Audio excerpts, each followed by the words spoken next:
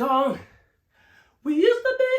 You're supposed to be singing it with me. I don't know that song. Come on, Melinda. Somebody drop in the comments who it is.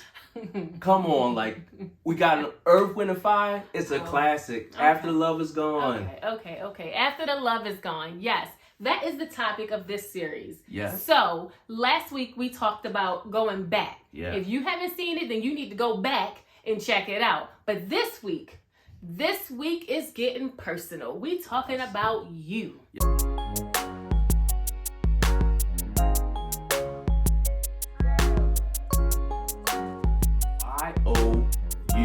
How to take care of you. So the first thing you do is ask yourself this question. And what question is that? Am I the best version of me? Yes. And quite often, we have gaps. So when you're asking yourself that question, it can't just be one area. You got to ask yourself, am I my best version of me physically, mentally, and spiritually? Because if you aren't taking care of all three, you are not operating at your best self. Yeah, so I love that part about it not just being one-sided. Yes. Like, I can't just go to the gym and think that everything's okay. I can't just read the word and think that everything is okay. We have to make sure that we're checking all those boxes. Yes. Because one area where we're good in and another one that we're struggling in is not the best version of ourselves. Yes. And it's all about you, because you cannot love your spouse properly unless you're loving yourself properly. Yeah. So you have to make sure you're taking care of all those areas, because it's a part of loving your entire being. Yeah. You have to love yourself first before you can get the love back with somebody else. Yeah, you know they're saying, like, you can't pour from an empty cup. Yes, you can't absolutely. love from an empty cup. You Yes, can't love your yes, spouse if you can't love yourself. Yes, absolutely. So you have to take care of all three. Ask yourself that question, and then once you identify those gaps, guess what you got to do, y'all? You just gotta do it. No, not just do it. You got to be accountable. Oh. Be accountable to your spouse. They can't do it for you, but they can do it with you. So you can't burn no calories off. No, for me. absolutely not. No matter how much I go to the gym, I cannot burn calories for you. Yes. And the same thing, like, no matter how much you read your word, you cannot get a better relationship with God for me. Right. I don't care how much you pray for me.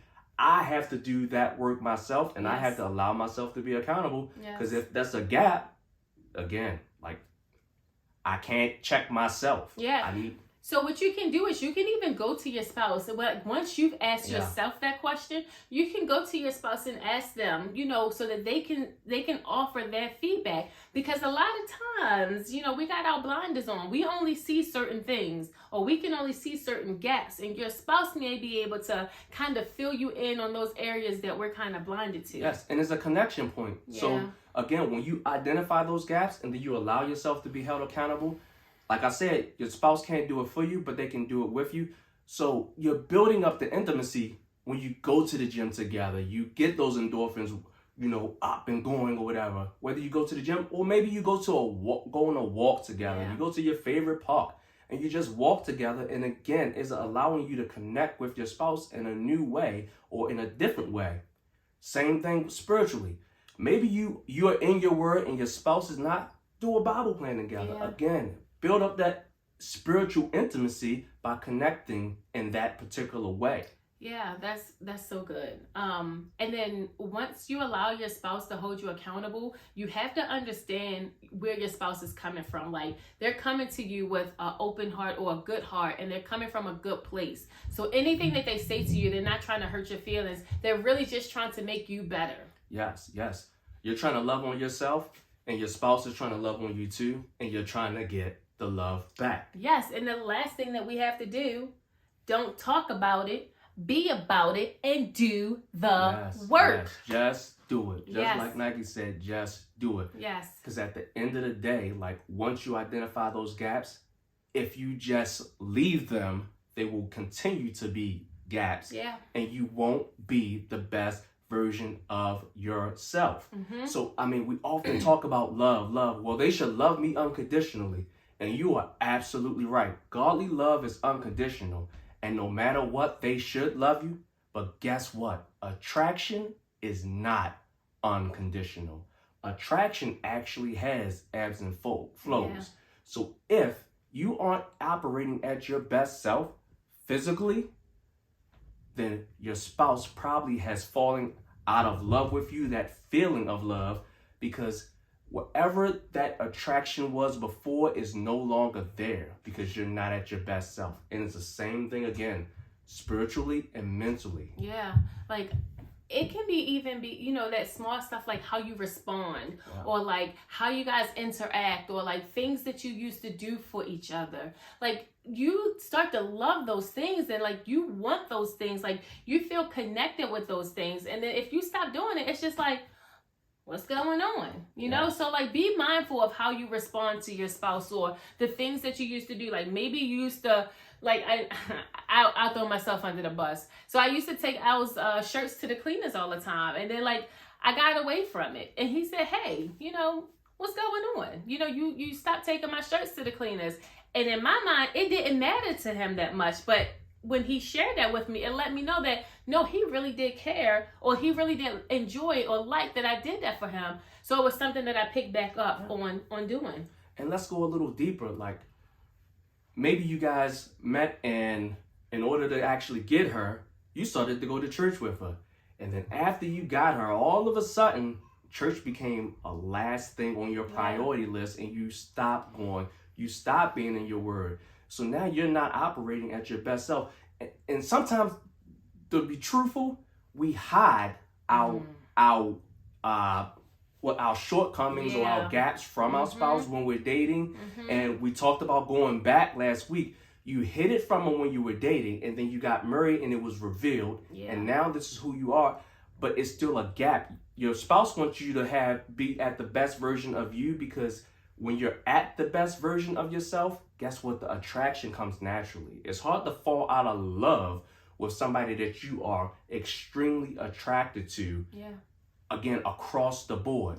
So maybe you stop going to church with them, and maybe you need to go back and do it again, and maybe you need to close that gap spiritually. Or maybe you were physically fit and you stopped taking care of yourself in that area, and you need to get back in the gym, or you need to get walking or running, or whatever it is that you need to do. Again, like, attraction is not unconditional. You have to do the work. All right. So we're going to do that work. All right. Because as we're on this journey to get the love back, we got to learn that it starts with us. It starts with taking care of ourselves. So you can do those different things. So like you can go back to church with them. You mentioned maybe going back to the gym. How about your mental? Like, so maybe you need to go to counseling. Maybe you used to have a counselor, but you stopped once you got in a relationship. Go back to counseling. And let's get even more real. Like, fellas, like maybe you used to dress it up to a T. You were suits and tying it up and everything, and now you just sweatpants and big sweatshirt or whatever.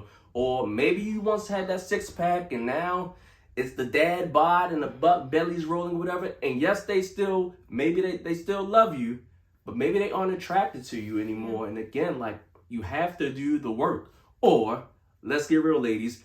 Maybe you used to lingerie it up every date night or every Friday night, and now you coming in there with that onesie on, and he's like, what's the deal? What's going on?